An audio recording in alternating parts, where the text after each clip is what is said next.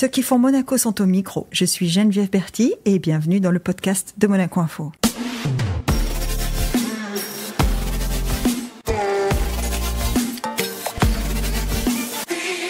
Notre invité du jour est un personnage iconique de la scène gastronomique, multi-étoilé. Son nom est une promesse d'excellence et d'innovation. Grâce à sa créativité, il est l'un des chefs les plus réputés du monde. Présent à Monaco à l'occasion de la 5e édition du Festival des Étoilés Monte-Carlo pour un dîner exceptionnel à 4 mains avec un chef qu'il connaît bien. Bonjour Pierre Gagnère. Bonjour.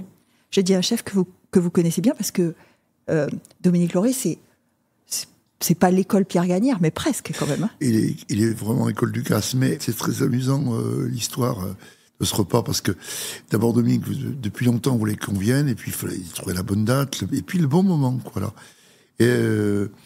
Et ce bon moment, il est parfait. D'abord, on ouvre une saison, c'est le printemps, donc ça déjà c'est magnifique. Et puis Dominique, il a commencé effectivement presque chez nous. Et son copain de travail, qui a commencé quelques mois avant, un garçon qui est du même village que lui. Et ça, c'est génial, quoi. Ils sont du même village et ils ont commencé presque au même moment. Et il y a 25 ans, presque jour pour jour, on faisait avec ces deux personnes, plus quelques autres à côté, qui étaient leur chef, on faisait un repas au Yacht Club qui était en face, voilà. Donc c'est très drôle, quoi. Ouais, ouais. Vous dites le Yacht Club qui était en face parce que oui, nous sommes dans le salon Churchill de l'hôtel de Paris, puisque vous avez cuisiné hier soir avec Dominique Lauré. C'est quand même incroyable. Dans un endroit magnifique. Dans un endroit très exceptionnel. Mais vous me disiez tout à l'heure, avant qu'on commence, c'est pas votre première fois à Monaco. Et ça reste quand même un spot pour vous qui a une saveur particulière. Oui, parce que c'est Monaco, c'est quand même très particulier. C'est d'abord une principauté.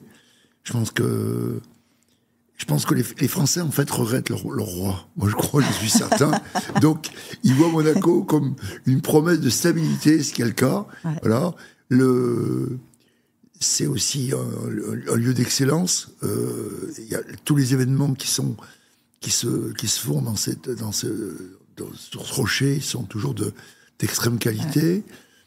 Ouais. Voilà. La preuve, vous êtes venu. Puis la preuve de l'Italie, merci.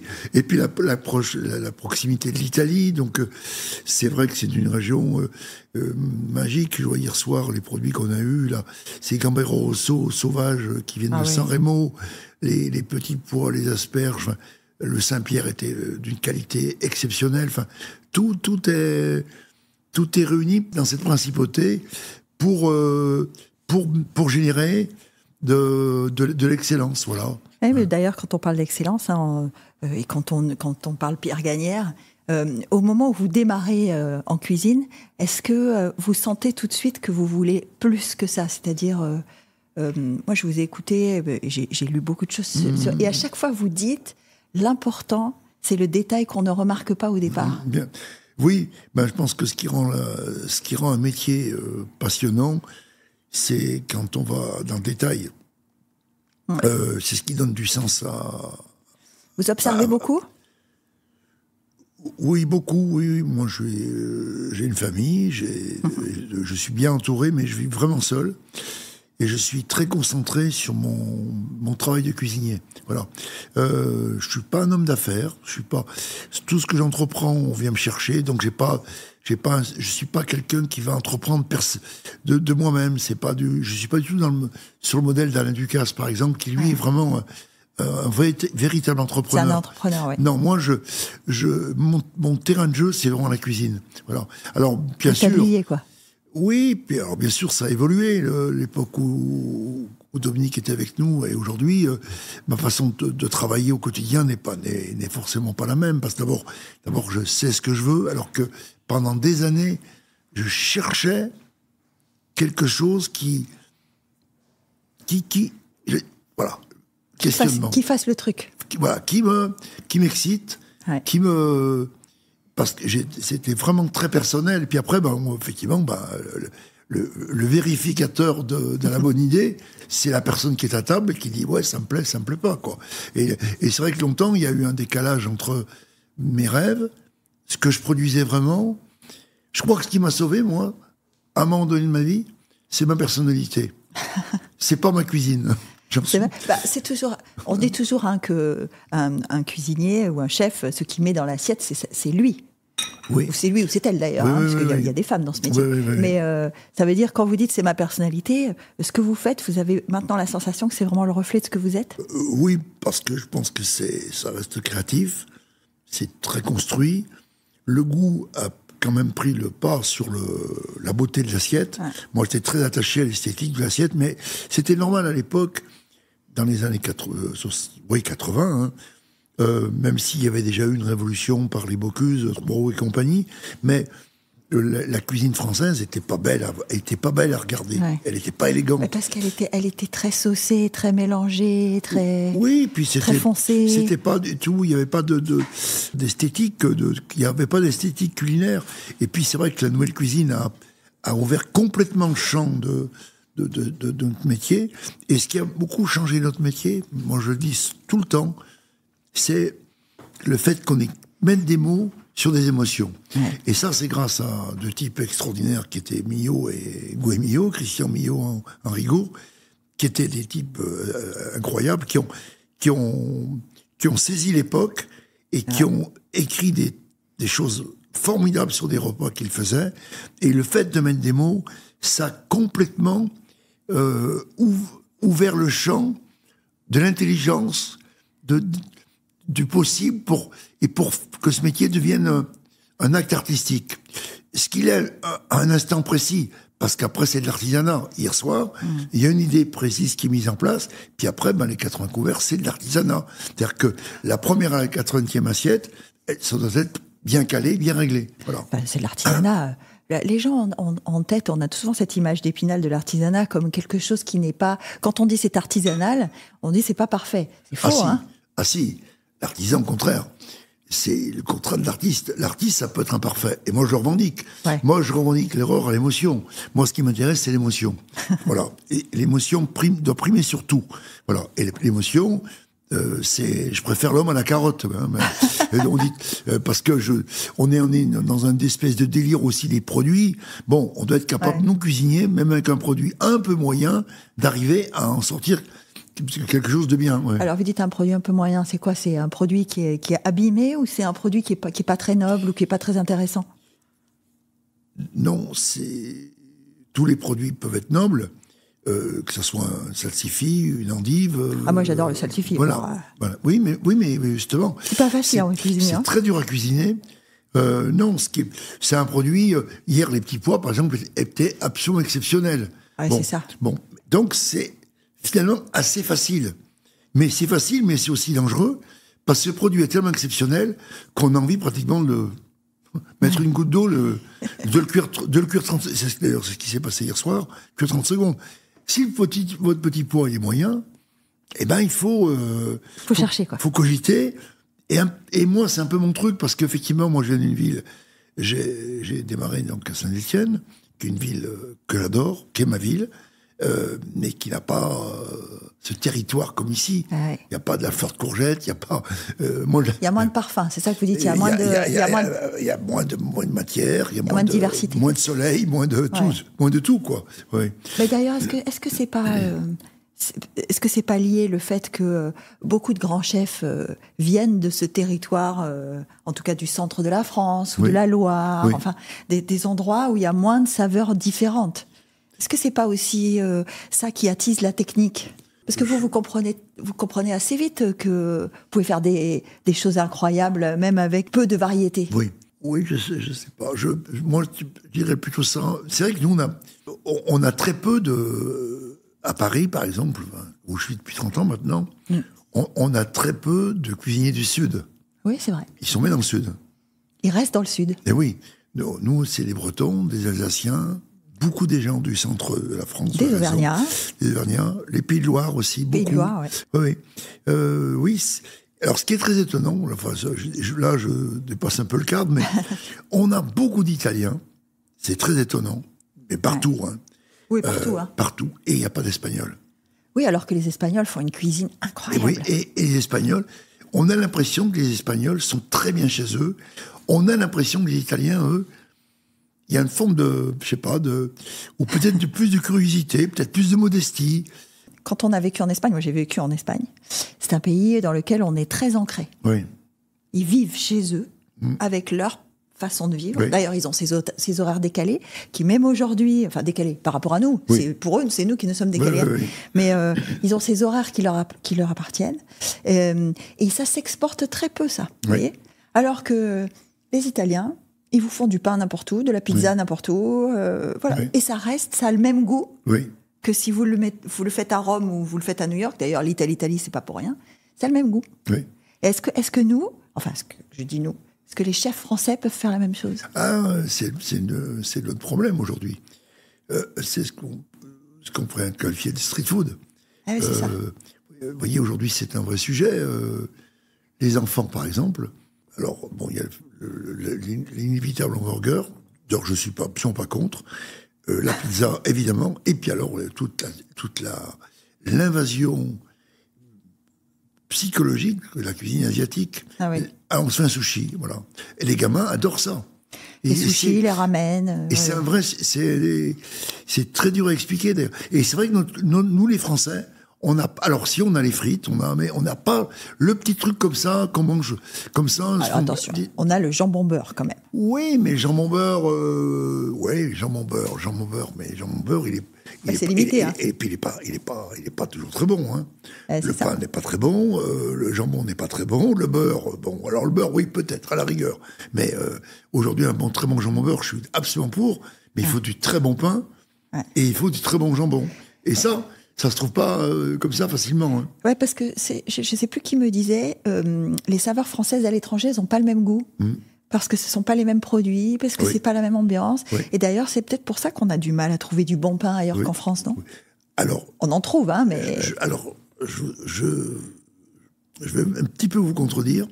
Je trouve qu'aujourd'hui, au Japon, par exemple, ils ont été accueillis les bras ouverts, mais ils nous ont pillés sans aucun souci. Il y a des boulangers, des chocolatiers, des charcutiers à Tokyo de très très haut niveau. Ah oui. Et au Japon aujourd'hui, il y a des... Bon, le meilleur Guillaman que j'ai mangé dans une boutique de Joël Robuchon à Tokyo il y a quelques années. Ah ouais. Ce Guillaman était extraordinaire. Non, ils ont ça.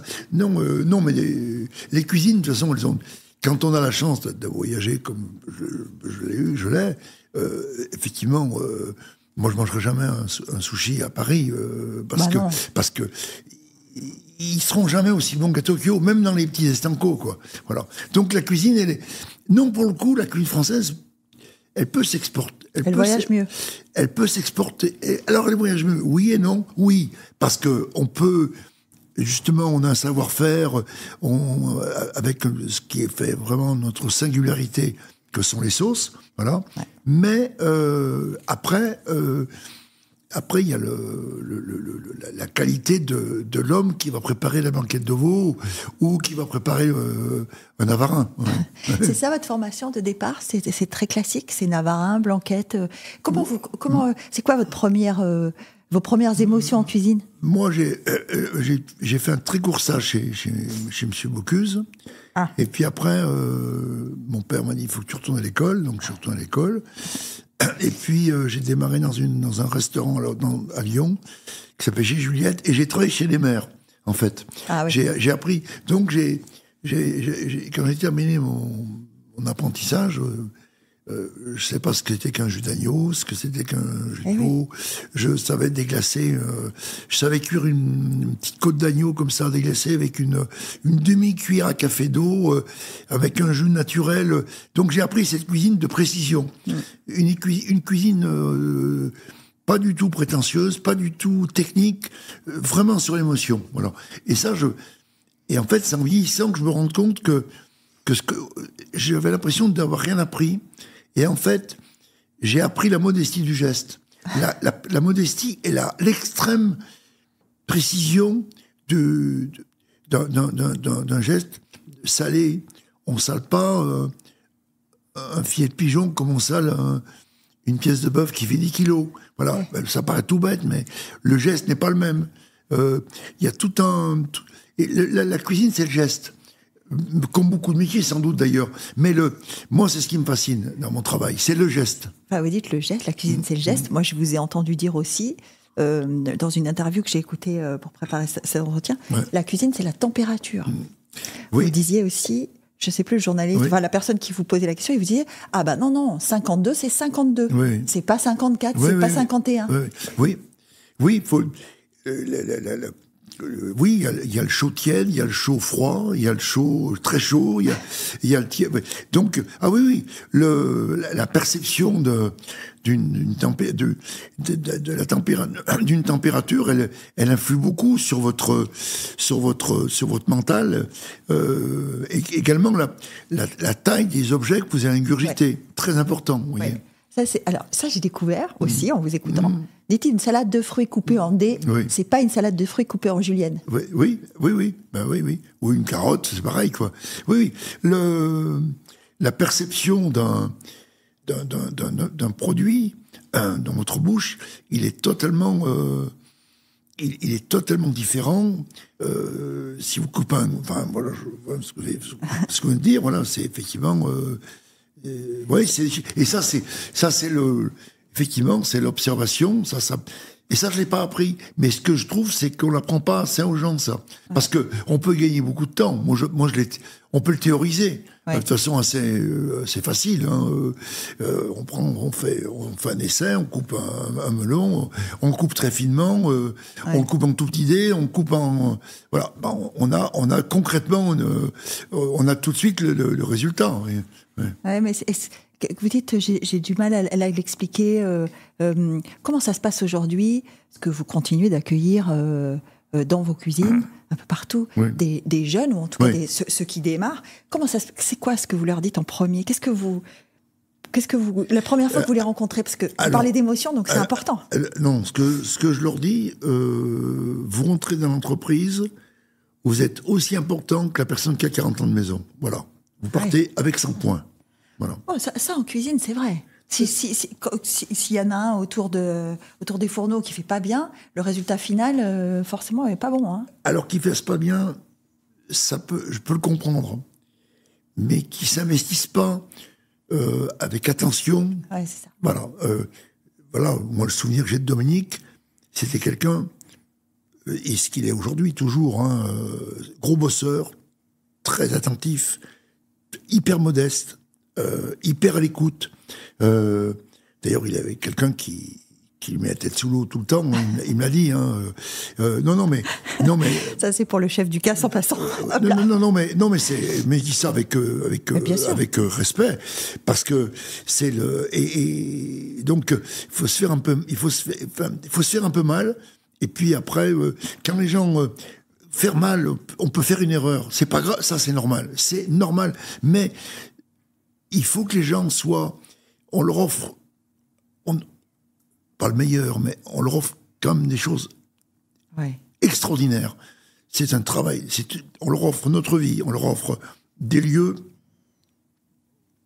absolument d'excellence. Voilà. Ils doivent respecter ça. Voilà. S'ils les respectent pas, ils n'ont pas leur place. Et moi, je suis à la fois extrêmement, je dirais entre guillemets, gentil, mais il n'y a pas de place pour les fumistes, quoi. Vous êtes exigeant. Est-ce que vous êtes sévère? C'est-à-dire, vous dites, je peux être gentil, mais est-ce que vous pouvez avoir des jugements assez acérés? C'est-à-dire dire, ça va pas, ça va vraiment pas, quoi. Ah ben oui, mais ça c'est... Oui, évidemment, je peux t'exceller par une erreur qui est répétée. C'est pas possible, quoi, parce que c'est un manque d'attention, c'est un manque de concentration. En plus, aujourd'hui, les conditions de travail ont beaucoup évolué. Ouais. Alors, les journées sont longues, mais compensées par des jours de repos, par nous. Donc aujourd'hui, les gens, ils doivent être dedans, quoi. Par contre, être dedans, on va pas demander à un gamin qui démarre la même attention soutenue pendant 10 heures, parce qu'il fatigue. Donc il faut aussi savoir jouer avec ça. Il faut savoir respecter ça. C'est-à-dire que ces jeunes gens, il faut aussi vérifier leur état de fatigue. Moi aussi, c'est mon boulot. Moi, je fais beaucoup de RH, c'est-à-dire que vous faites beaucoup d'humain, finalement. Ah oui, mais je fais que ça. C'est ce qui fait que les gens restent. C'est ce qui fait que je crois qu'on a construit quelque chose qui a la route, parce que l'humanité est le cœur de mon propos, à la fois culinaire, je dirais, et social. Ouais. Oui, faire, parce que un cuisinier, il fait à manger à la fin.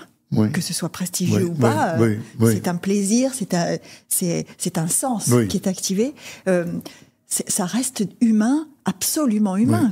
C'est pas, vous faites pas de la technique, vous faites pas un produit. C'est l'amour, la cuisine. C'est l'amour de la maman. Vous savez, c'est ce qui manque aussi beaucoup aux gens. C'est-à-dire que aujourd'hui, on veut aller vite, mais pourquoi parfois on ne prend pas le temps? Et alors, il y a eu des grands espoirs avec le Covid. On pensait que tout le monde allait se remettre à faire la cuisine à la maison. Et apparemment, c'est assez... Enfin, moi, d'après ce que j'entends, c'est assez dramatique. Quoi. Non. On est reparti dans son... Parce qu'il n'y a plus cette... Enfin, il n'y a plus ou il n'y a pas, je ne sais pas. Hein, on ne va pas parler comme des anciens quand même. Mais est-ce que vous ne trouvez pas qu'on manque de temps dans notre vie aujourd'hui? Parce que la cuisine, c'est aussi du temps. Ok, faire un œuf au plat, ça peut prendre 3 minutes. Mais il n'y a pas de miracle, il faut quand même y passer un peu de temps. Oui, alors le temps, c'était dévolu aux femmes, mais aujourd'hui, les femmes, elles ont d'autres ambitions. Elles ont d'autres temps. D'autres temps, d'autres envies, d'autres... Et c'est normal. Donc c'est aussi le problème de notre société. C'est le problème du transport, c'est le problème du... Enfin, il y a tout un problème de société.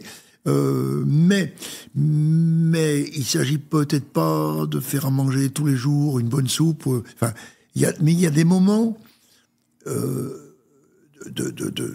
pause qui peuvent permettre d'abord aux gens de se retrouver, parce que un homme ou une femme qui cuisine le week-end, les gamins... Ils vont parler, on va les écouter, il peut se passer beaucoup de choses dans une cuisine de famille. Voilà. Et si on a un frigo, paf, on met au micro-ondes, puis après chacun prend son truc, c'est dramatique, les gens qui ne prennent même plus le temps de se mettre autour d'une table. Enfin, la table, c'est le réceptacle de la communication. Et d'ailleurs, on voit bien dans les restaurants, les gens sont demandeurs. Vous voyez, par exemple, une soirée comme hier soir, comme d'ailleurs il n'y a pas un téléphone qui sonne. Ah bah non. Les gens sont à table, ils sont bien, ils sont heureux.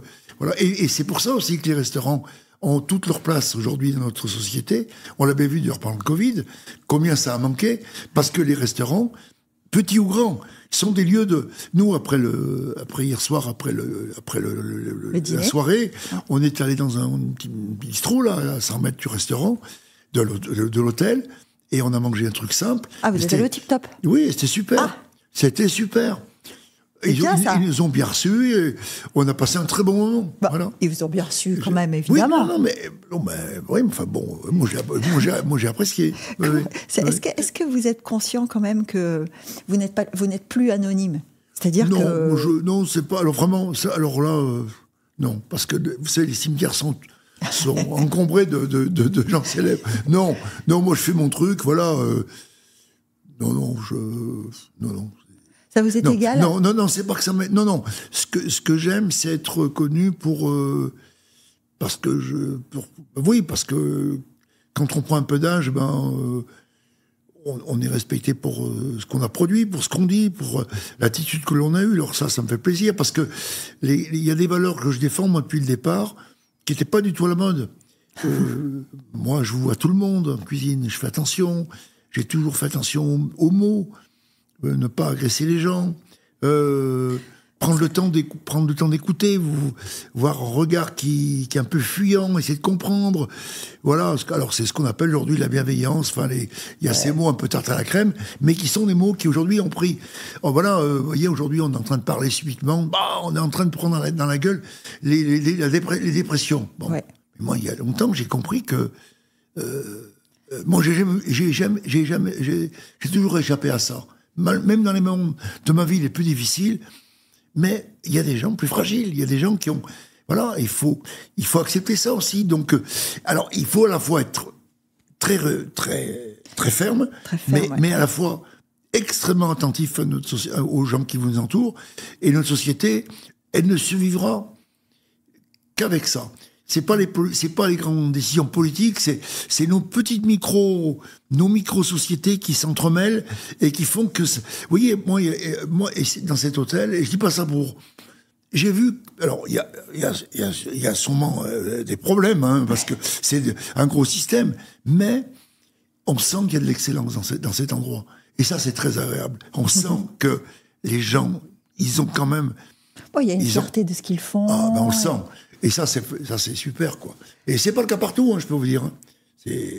C'est rare, hein. C'est rare, malheureusement. Et quand on est dans un lieu comme ça, eh bien, il y a moins de stress, il y a moins de beaucoup de choses, quoi. Et aussi, plus de choses aussi, voilà. Alors, parlons un peu cuisine, parce qu'on a parlé beaucoup humain, etc. Est-ce que vous avez des produits préférés? Parce que je discutais, je crois, avec Yannick Allédo, et lui me parlait de ses produits fétiches, ou en tout cas ce qu'il aime faire. Oui. Est-ce que vous, il y a des choses que vous aimez faire et des choses que vous n'aimez pas faire? Non, moi, non, tout m'intéresse, tout m'interpelle. Alors moi, sans doute, les légumes qui aujourd'hui sont devenus très à la mode, et tant mieux. Moi, les légumes, c'était quand j'ai démarré, donc il y a maintenant plus de 40, bien longtemps, c'est vraiment la base de ma cuisine. C'est-à-dire que j'ai jamais affiché un menu végétarien, si, quoi qu'à Londres, on fait un menu végétarien, mais c'est pas, je l'affiche pas comme une revendication éthique ou c'est pas militant, quoi. Non, mais par contre, quand vous mettez une petite fondue d'oignon sous une pièce de viande, eh bien, d'abord, ça évite que le jus coule de partout. Ça c'est aussi les vertus esthétiques. Ah, il y a une idée quand même, hein. Quand vous dites si je mets de l'oignon sous ma viande, c'est pour éviter que le jus coule de partout. Oui. Donc vous avez quand même cette envie d'esthétisme. Ça vous plaît pas le jus qui se répand? Non, mais ça, même si je suis plus obsédé par mais évidemment la beauté formelle d'une assiette, elle doit être présente. Mais la beauté ne doit pas prendre le pas, ce qui était un peu mon cas à une époque, sur le goût. Le goût, quand même, c'est le truc final, quoi. C'est ce qui reste. C'est le bonheur que vous avez en bouche, quoi. Ouais. Est-ce que vous avez aussi eu ce débat sur les proportions? Parce que on disait à une époque aussi que la cuisine française, il y avait un goût de pas assez. Est-ce que vous êtes... pas assez. Oui, pas assez. Ça a été l'époque de la nouvelle cuisine, ça. Ouais. Oui, il faut trouver le oui. Non, mais là pour le coup, le pas assez, c'était l'esthétique poussée à l'extrême, quoi. Ouais. Effectivement, une assiette très aérée, c'est plus beau à regarder, mais il faut trouver justement le juste équilibre qui fait que c'est beau et que vous avez assez à manger, clairement. Donc c'est une question de bon sens, pareil, de réflexion, c'est ça, parce que vous disiez, finalement, je suis assez seule, et tout ce que je fais, je le fais seule. Oui. Comment vous vous inspirez? Quand vous réfléchissez, vous dites, par exemple, là, vous parlez de Londres. Quand vous pensez à la carte de Londres et que vous imaginez le concept de Londres, comment vous vous inspirez? C'est ce que vous observez, oui, mais c'est surtout l'état dans lequel je suis comme tout le monde, c'est-à-dire que je suis indépendant, j'ai une entreprise, j'ai presque 100 personnes, des responsabilités. Je compte pas ce qui est autour, hein, mais j'ai construit mon histoire, d'ailleurs sans m'en rendre compte, ça s'est fait instinctivement, et le cœur de mon travail, il est toujours là, c'est-à-dire que je pense cuisine, je vis cuisine, je suis tous les jours, un moment ou un autre, au cœur de l'action, j'observe, puis je me prive pas j'ai pas de lieu recherché développement, j'ai pas de gens qui vont partout pour chercher les produits, mais il y a beaucoup d'informations, voilà.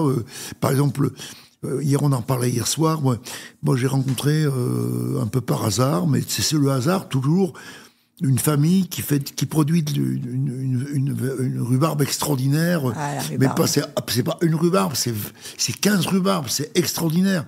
Alors que la rhubarbe, moi je sais pas quoi en faire. Puis j'ai rencontré ces gens il y a 7-8 ans, et aujourd'hui, on a une vraie saison de rhubarbe. Les algues, pareil. J'ai rencontré des gens là près du Croisic. Bon, mais c'est je suis très à l'écoute, quoi, voilà. Ouais. Dès qu'il y a un truc qui m'interpelle, ben je fais rentrer, je goûte, et puis je sais pas trop ce que je vais en faire, mais ça, il y a un cheminement, puis parfois, ben, je prends un produit, puis allez, faut que tu en fasses quelque chose, voilà. Donc, vous passez du temps en cuisine. Vous passez du temps en cuisine tout seul ? Comment vous faites quand vous élaborez vos recettes ? Alors, les recettes à l'étranger, par exemple, j'adore faire des cartes dans des restaurants vides. Ah. Les restaurants vides, ils sont sans faire de trucs un peu ésotériques, mais c'est rempli d'âme, quoi. Un restaurant, c'est un lieu dans lequel il y a 1000 vies tous les jours. Tout le temps. De gens, voilà. Et dans ces lieux, qui sont des lieux, c'est très drôle, c'est vide, c'est reposant. Puis aujourd'hui, il n'y a plus aucune odeur de cigarette. Donc, ah oui, ça c'est magique. Hein. Voilà. Et j'aime beaucoup travailler. En général, je travaille toujours à interface avec le chef. Et puis voilà, on échange. Et puis, et en fait, cet échange il me nourrit, ce ping-pong, et puis voilà, puis peu à peu, une fois, deux fois, on recommence. Hier soir, le dessert qu'on n'avait jamais fait, il a dû changer 6, 7, 8 fois avant qu'on le serve. Et même hier soir, si on doit le refaire, on le fera un peu différemment. Voilà. Ah. Voilà. C'est pas exactement ce que... On peut faire un peu mieux. Ouais. On peut faire un petit peu mieux, oui. Quand vous dites ce ping-pong, est-ce que vous goûtez à chaque fois ? Parce que ce que j'ai oublié de vous demander, c'est est-ce que vous aimez, vous, manger ? Alors, maintenant, oui. Mais pendant des années, ça ne m'intéressait pas. C'est vrai ? Non. Comment on fait pour faire à manger alors qu'on n'aime pas manger ? Ou que ça ne nous intéresse pas ? Oui, ce n'était pas mon problème. Le problème, c'était... parce que d'abord, la limite de manger, c'est le trop-plein. Ouais. Il y a un moment... Ouais. La satiété, c'est... Vraiment. Donc, et pour apprécier, il faut avoir un peu faim. Et puis, j'étais dans une... j'ai la chance... Je ne suis pas un très bon technicien, mais j'ai la chance d'avoir quelque chose qui fonctionne dans ma tête, qui fait que j'arrive à construire des goûts sans goûter. Et je me trompe très, très peu. Je ne fais pas beaucoup d'erreurs. Alors après, il y a les proportions. Alors c'est sûr, si je goûtais tout le temps, je vais vous faire une confidence, je pense que ça pourrait être encore meilleur. Mais tant pis. Ouais, parce que meilleur que ce que c'est déjà aujourd'hui, parce que vous avez 3 étoiles. Oui, mais ça veut tout dire, rien dire, ça. Ça veut. Oui, ben, c'est la preuve que c'est pas mauvais, mais que c'est plutôt bon. C'est pas mauvais. Mais une 3 étoiles, c'est.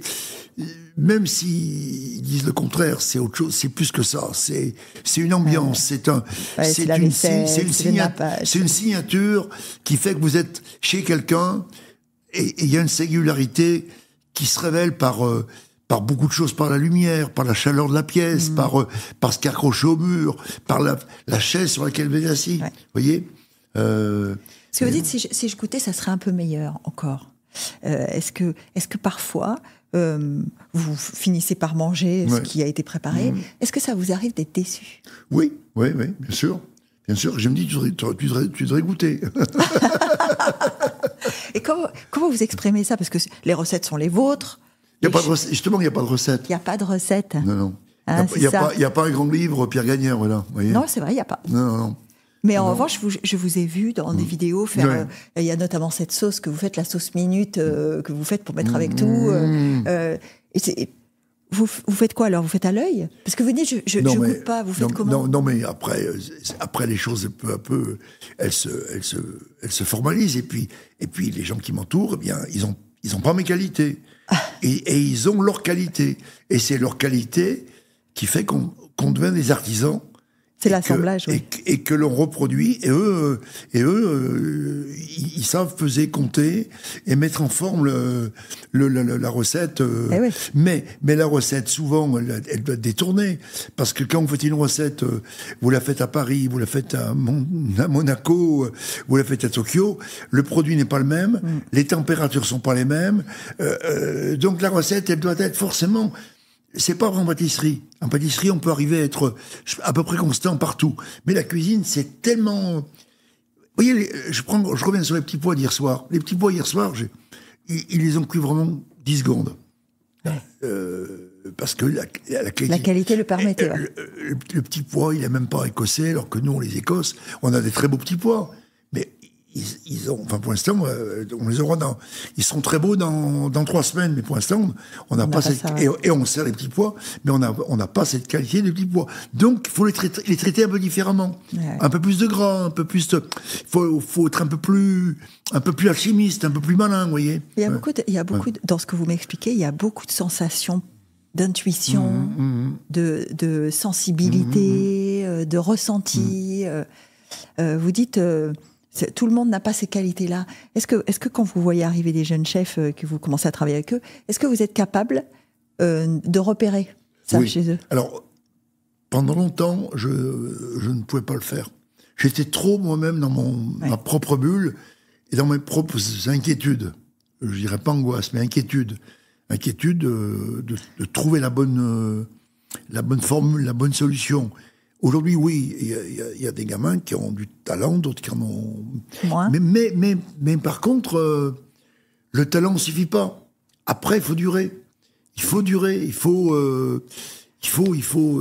Et oui, parce que là, vous disiez, il faut peser, compter. Moi, c'est pas mon truc. Alors justement, vous parliez de 100 personnes, une entreprise de responsabilité. Vous dites, je suis pas un entrepreneur. Il n'empêche qu'il faut quand même un modèle qui tienne financièrement. Ah bah, bien sûr. Est-ce que ça, pour vous, ça a été un challenge? Oui, parce que je le dis chaque fois, moi, ce métier, je l'aimais pas au départ. Moi, j'ai pas fait ça par amour de la cuisine. Vous n'étiez pas un amoureux de la cuisine. Non. Moi, j'ai vu que des inconvénients dans ce métier. Mes parents avaient un restaurant. Mon père cuisinait très bien. D'ailleurs, la broche, il avait une magnifique broche. Mais il a fait ça tout à fait par hasard, par obligation. Pour gagner sa vie. Pour gagner sa vie, pour élever ses enfants. Mais mon père, c'était pas son truc. Il a eu un très beau restaurant. Il a une étoile. C'était un endroit formidable. Mais j'ai vu mes parents trop travailler, mal travailler. J'ai vu des gens fatigués. Nous étions jamais à l'heure. J'ai beaucoup souffert de ça. Jamais à l'heure.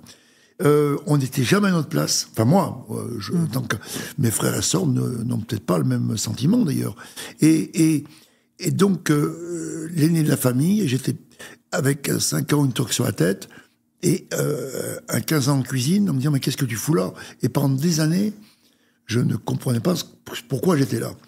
Et effectivement, ça s'est éclairé lorsque j'ai repris l'affaire de mon père, où je suis resté très peu de temps parce que ça n'a pas fonctionné, parce que rien n'était organisé, rien n'était prévu. C'était donc une transmission totalement ratée. Et là, donc, la cuisine, j'ai voulu, n'ayant pas d'autres issues, j'ai dit, j'ai rien dit du tout, j'ai sauvé ma peau en faisant un acte créatif. Mais un acte créatif, c'est pas un modèle économique. C'est ça. Voilà. Et j'étais dans une ville que j'adore, je le répète, mais entre guillemets, un peu pourrie pour le travail. Perdu, quoi. Un peu paumé. Voilà. Et puis, j'ai eu 3 étoiles en 93. Et puis, en 96, il y a eu un moment de déclic. Dans la vie, comme ça, on a des moments importants sans qu'il faut prendre des décisions. Je crois que c'est très important. Enfin, chacun est confronté à un moment de sa vie où j'y vais ou j'y vais pas, où j'arrête pas. Et il faut que tu te casses, il faut que tu partes, il faut que tu arrêtes. Donc là, j'ai tout abordé. Mais entre-temps, j'avais compris que la cuisine était un moyen extraordinaire de communication, un moyen d'aller vers les autres, mais j'ai bien senti qu'il y avait un truc qui allait pas. Et effectivement, j'ai eu l'obligation non seulement d'en faire un acte créatif, mais d'en faire un modèle économique, voilà. Et voilà. Et quand j'ai eu mon premier projet à l'extérieur, j'ai hésité, mais je me suis dit, mais écoute, c'est un moyen de mettre un pas de côté, de faire autre chose, de cuisiner différemment. Voilà. Donc je reste profondément un petit gars qui fait de la cuisine, qui essaie de produire quelque chose de de beau, de créatif, d'émotionnel, mais avec une logique, quoi. Une logique entrepreneuriale, obligatoirement. Et aujourd'hui, plus que jamais, les horaires, le prix des produits, c'est pas évident aujourd'hui notre métier. On vend du plaisir, et le plaisir a priori n'a pas de prix. Oui, mais. Voilà. Oui, mais. Finalement. Voilà, oui. On est rattrapé, hein. Bah oui, on est toujours rattrapé. Ouais. Est-ce que je vous écoute et je me dis, est-ce que finalement ça n'a pas été une chance qu'il aime pas la cuisine? Parce que ça vous a peut-être détaché de certaines priorités, quoi. Ah non, mais c'était la chance que j'ai eue, c'est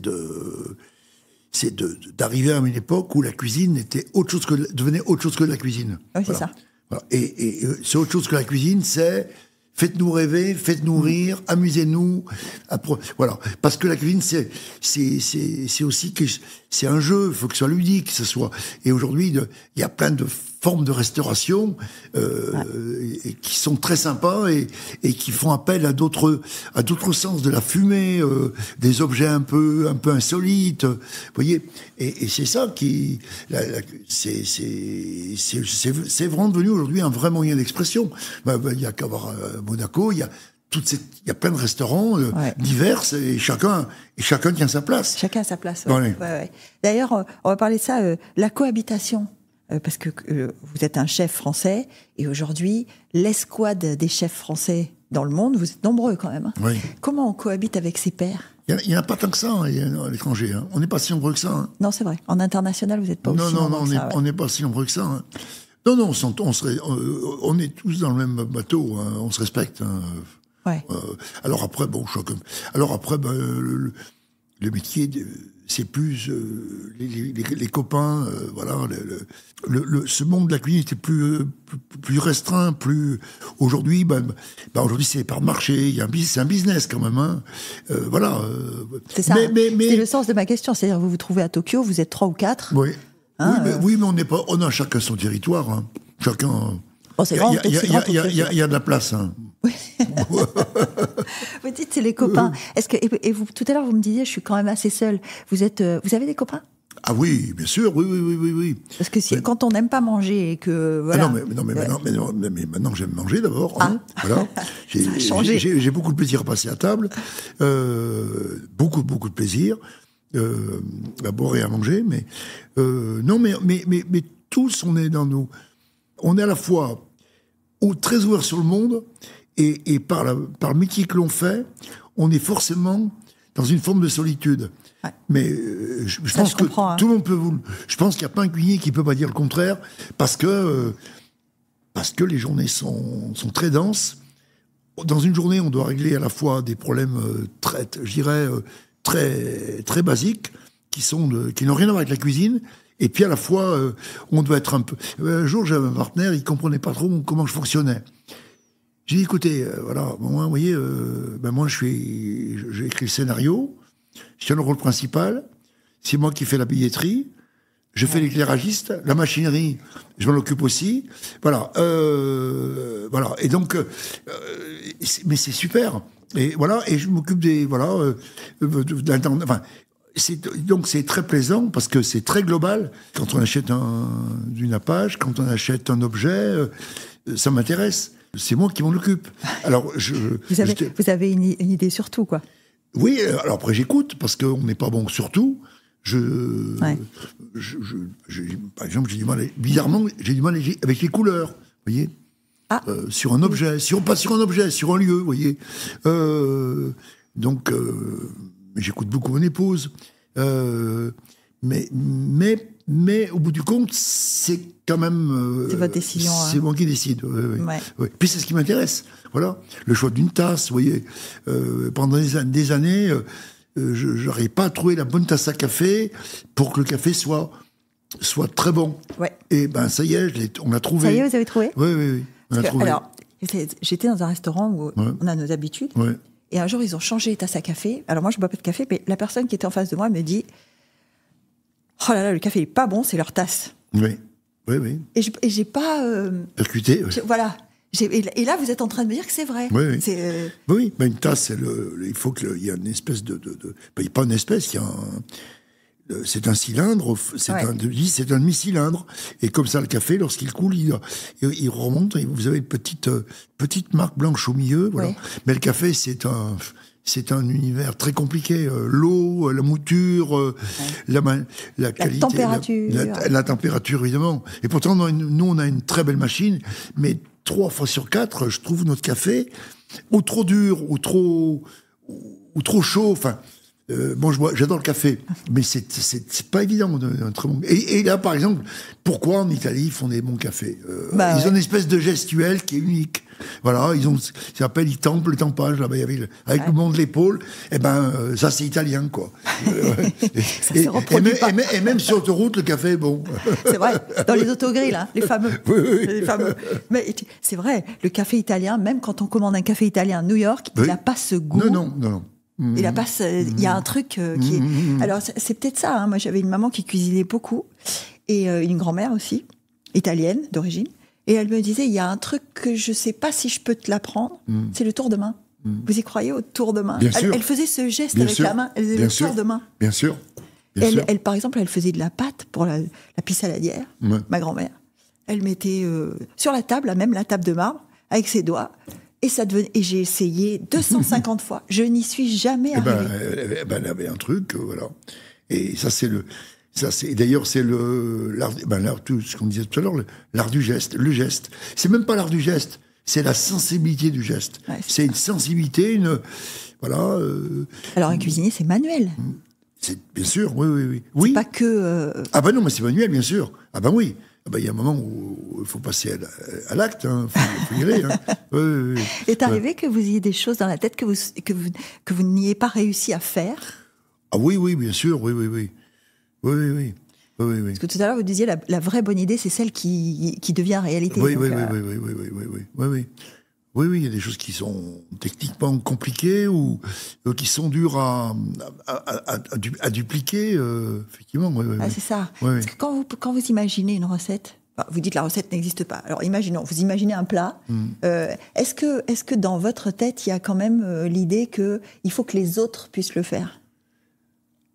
C'est-à-dire que c'est pas vous qui allez le cuisiner tous les jours. Non, mais évidemment. Non, mais la question se pose même pas dans ces termes. C'est inscrit dans le marbre, c'est un travail d'équipe. Ouais. C'est le repas d'hier soir, c'est un travail d'équipe. C'est pas Laurie, Gagnère, c'est le travail des gens qui les entourent, et chacun a joué son petit rôle ou son grand rôle. Et c'est un travail d'équipe qui était à la fois côté cuisine et côté salle, évidemment. Ouais. Quand vous dites je suis un grand solitaire, pour un grand solitaire travailler en équipe comme ça tout le temps, comment ça se peut? Non, mais solitaire. Solitaire dans la vie, c'est ça. Pas solitaire, plutôt choix de solitude pour être justement plus en accord avec les autres. Ouais. Moi, le restaurant n'est pas un lieu de copains. Je reçois pas la famille, je reçois pas les amis. C'est pas le lieu pour ça. Le restaurant, il y a des gens qui viennent, qui paient assez cher. Assez cher. Ouais. Qui ont pris rendez-vous, voilà. Parce qu'avoir une table chez Gagnère, c'est pas facile. Des équipes aussi qui vous observent. Il faut être là pour eux, quoi. Alors, ça peut arriver exceptionnellement, mais je déjeune seul, et je suis vraiment là pour ces deux piliers qui sont nos clients, qui nous font le bonheur de notre à table, et puis ces équipes qui viennent aussi pour apprendre, voilà, qui viennent aussi pour quelque chose. Les gens, ils viennent parce que ils savent qu'il se passe quelque chose, ce qu'on appelle radio casserole. Voilà, oui. Alors il y en a qui vont préférer aller chez Aleno, chez Lucas ou chez d'autres. Ouais. Puis chacun après trouve son. Je suis pas sûr que Dominique aurait pu. Je pense qu'il a trouvé vraiment son mentor, son mentor. Voilà. Parce qu'il faut se comprendre aussi. Mais bien sûr, il faut être à l'aise, bien sûr. Oui. On a parlé subrepticement des étoiles. Est-ce que vous faites partie de ces chefs qui considèrent que les étoiles sont importantes? Oui, c'est ce qu'a dit Ducasse un jour. Il dit on peut vivre sans, mais c'est mieux avec. Et je trouve ça c'est une très bonne réponse.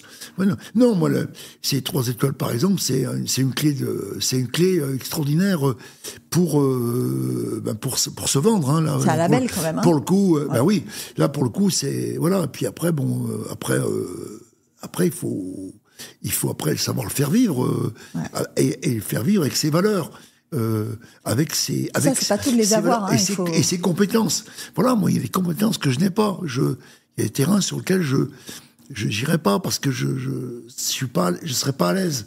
Voilà. Moi, je sais très bien faire tourner les restaurants et gérer des équipes. Ça, je suis à l'aise. Il y a d'autres trucs, c'est bon, j'irai pas. Ouais. Est-ce que le fait que, et on va quand même être honnête entre nous, là, les 10 dernières années, on a vu une explosion de l'image du chef.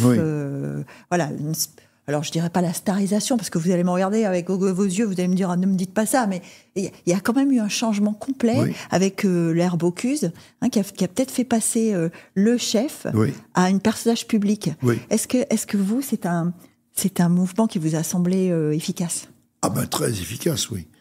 D'abord. Bocuse a quand même tout inventé à ce niveau-là. Hein. Oui, très efficace.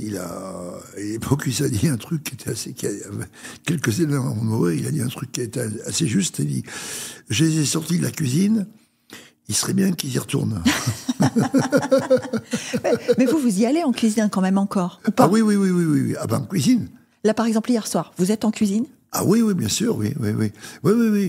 Je dis pas que j'étais décisif. Mais oui, si. D'abord, le menu est très construit, le menu est très réfléchi. Ça paraît tout bête, mais et c'est pour ça d'ailleurs que je refuse en général tous les cas. Je fais jamais de 4 mains. D'abord, la corrélation entre les deux univers qui s'alignent. Il n'y avait pas 3 fois des petits pois, il n'y a pas eu de doublure, les jus, il n'y avait pas de la crème partout. Donc le menu était très construit. Ça, c'était la relation qu'on a eue avec Dominique, pour qu'il n'y ait pas de couac au niveau au niveau des ingrédients, voilà. Et puis après, nous, les plats, on les a goûtés, puis après, ça roule, quoi, voilà. Hein. Alors après, ça roule. Là, il y avait un petit moment, il y avait deux asperges à poser. Je suis revenu plusieurs fois. Je dis non, c'est pas bien. Là, il faut remettez un petit peu au centre, dépasser légèrement. Non, là, il y a un tout petit peu de condiments, un petit peu trop de condiments maltais. Voilà, c'est des détails comme ça. C'est des détails que les gens vont pas forcément voir, mais moi je le vois. Voilà, et c'est parce que après ça peut très vite, ça peut déraper, quoi. Voilà. Et donc moi je suis là pour ça. Hein. Je suis là pour être un peu l'empêcheur tourner en rond, en gros. Voilà.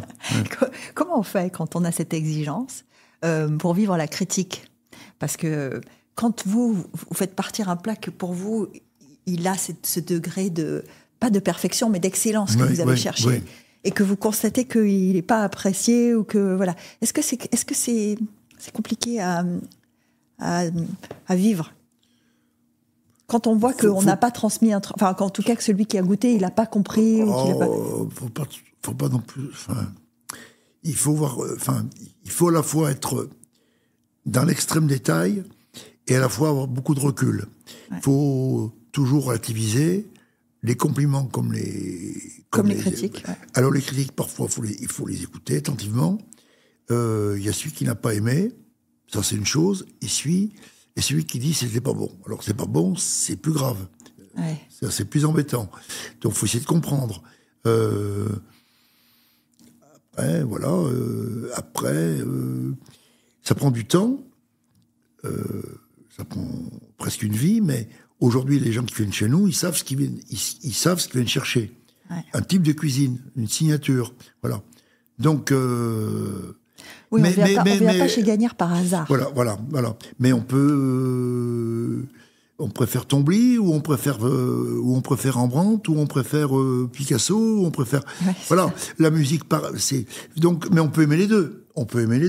Voilà, on peut manger chez Alain Ducasse et me manger chez Gagnère. Mais c'est évident que on est dans des...